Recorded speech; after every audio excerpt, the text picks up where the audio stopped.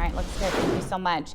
There are less than 40 days until Montana's primary election, and the outcome in the Democratic governor's race is anyone's guess. Lieutenant Governor Mike Cooney faces a rigorous challenge from political newcomer Whitney Williams as the impact of the coronavirus overshadows the race. Here's more. It's a campaign season like no other.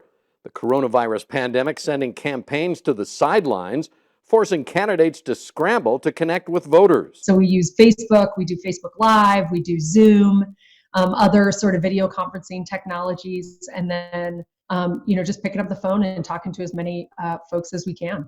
Who could have possibly envisioned the day when the old tried and true handshake with a voter would be a thing of the past? I like doing that. I like getting around and traveling around the state, and all that's gone now. And frankly, it's not as fun.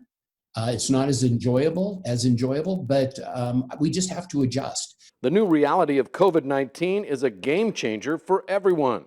Williams, though, believes it also brings new opportunities. There is a sort of a fear factor, but I think there is also an optimism about, what will a moment like this sort of teach us as we go forward? We have a chance to rebuild in the way we want our society to look, right? And so I think that we have real opportunities here to make sure that we're doing everything we can. One of the jobs of the next governor is going to be bringing us out of the coronavirus economy, and where, and the challenges that it's leaving us.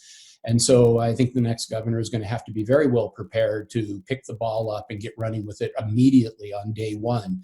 And I would argue that puts me in a pretty strong position. Since I've been in this job, I'm working side by side with the governor on this, and there won't be any on-the-job training. I'll be able to just keep working hard. Montana's response and rebound from the pandemic is the issue of the day, and both Democratic hopefuls believe they are well positioned to win come November.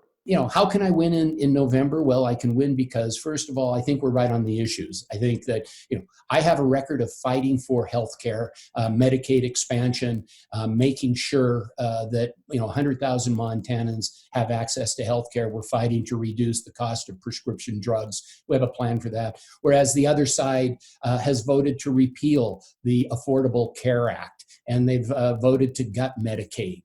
I think there's some real distinctions between it. At the end of the day, my hope is that people will say, we need a new generation of leadership.